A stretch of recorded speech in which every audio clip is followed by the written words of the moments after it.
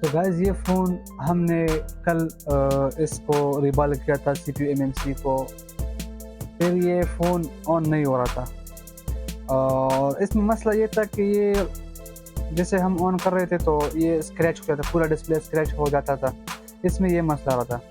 तो हमने CPU MMC दोनों को रिवॉल्व किया, हमारा फ़ोन सक्सेसफुली ऑन हो गया। लेकिन ये पहले ऑन नहीं हो रहा था, वो मसला क्या था मैं आप लोगों के साथ शेयर करता हूँ ईज़िली।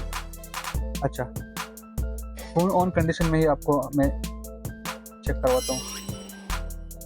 देखो,